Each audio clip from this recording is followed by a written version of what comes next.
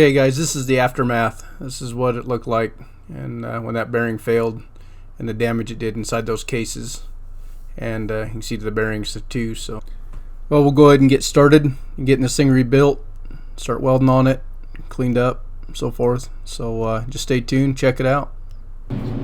How big that hole opened up. As soon as I touched it, it just disintegrated. It was super thin. I'll have to clean this up. There's a small amount of oil that bubbled up out of there, out of that aluminum that was in there. You see that garbage around the edge, so I'll have to clean that all up. I did preheat this with a torch and got it hot, but apparently some stuff still showed up. Anyway, like I said, so quite a job filling that up. And then we've also got, right there, we've got on that side too. So, okay, got the second one welded up. Turned out pretty good. Got welded up really nice. Turned out pretty decent. I'll just fill this in now, brace that back up, and I'll flip it over. I'll grind these down, make sure they're flush with the case. That way there's nothing sticking up or won't hit anything. Just kind of clean them up.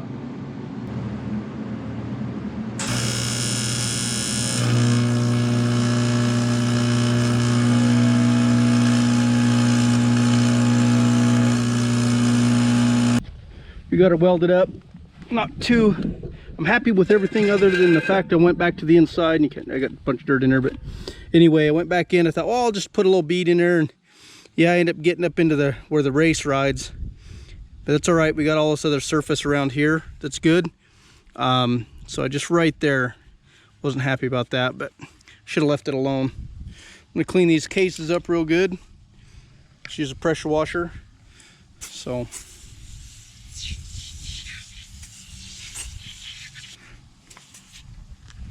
been using the super clean on there. Been happy with that. Degreaser. I know they sent me some and I did a video and been using it ever since. Put it in the foam cannon and hit all our vehicles. I don't know, I've been really happy with it for the money, and it works. Not worried about killing my grass. Spray it off in there. So, all right guys, see a little bit of porosity right there. It's all right. It's just right on the surface. I just don't want to grind all the way out and in there. So I went to that inside, like I said, and did that repair. You can kind of see back in there the repair there as well. That turned out really good. I'm happy with that. Like I said, the only thing I'm not happy with is right there. So I think it'll be all right. We're gonna go with it. Anyway, we're letting the parts dry outside. And this is the cases. They were perfect. There was nothing wrong. You see, there was definitely some dirt had got in here and some contamination, but I mean, oil residue from that many miles. He said almost 11,000. The counter shaft bearings, see those were really good shape. Almost no wear at all on them. But the crank bearings, you see that, the shininess. Yeah, they were going. So that first set was the, let's see, is the PTO side. These are the center, the next mains, not centers, but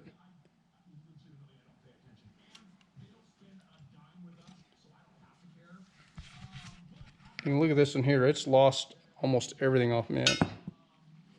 Yeah, so they were coming apart. I mean, they were getting there. They were showing wear. And there's the mag side. You can see that. So anyhow, good timing. Take it apart. Everything else was good. The crank was beautiful. I had no problems with the crank. That was good. The pistons looked amazing. The journals, fantastic. Said no problems there. The pistons still had the coating on there, just a little bit at the top. But I know those rings, there's a little bit of blow by right down at the bottom. But man, a lot of carbon on top. So I'm thinking we were low compression for a while.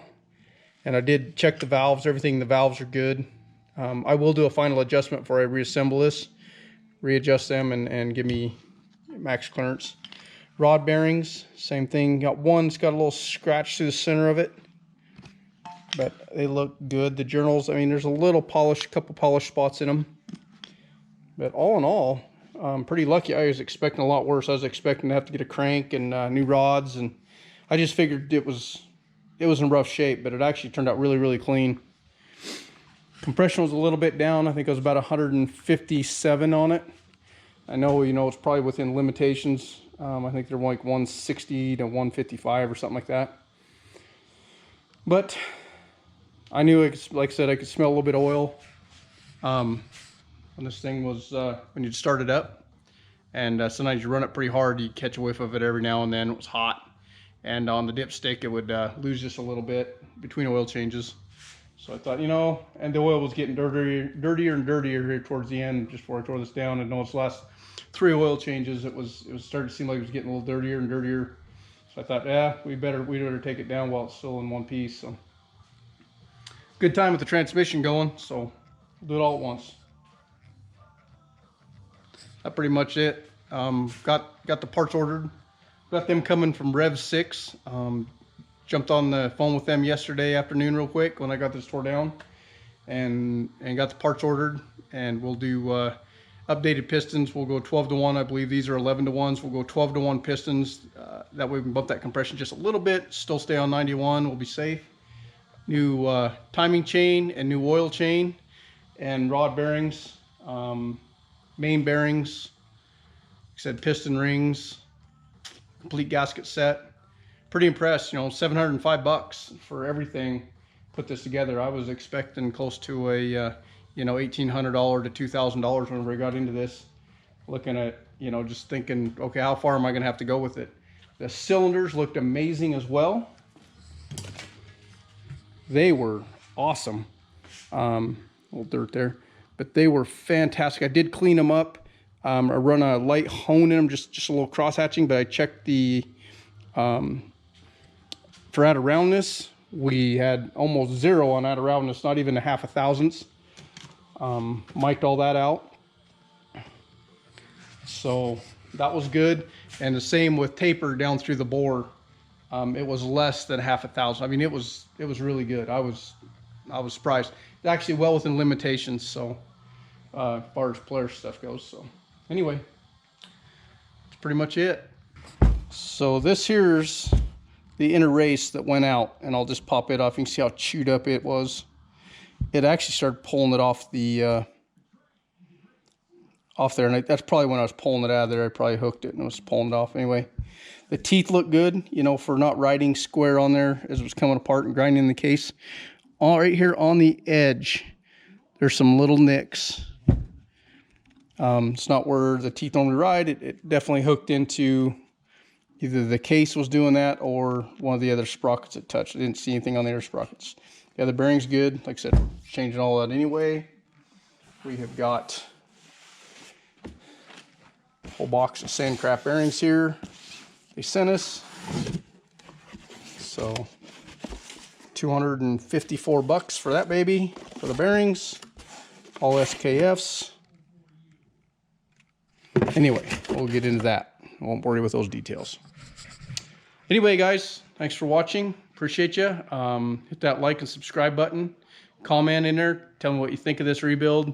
What you think of those cases. Did I waste my time? Should I just bought new cases? Like I said, I have another transmission I could have used. I'm pretty confident in this one. But hey, each to their own. So just drop those comments down there. Like I said, like and subscribe. Appreciate you guys. Thanks.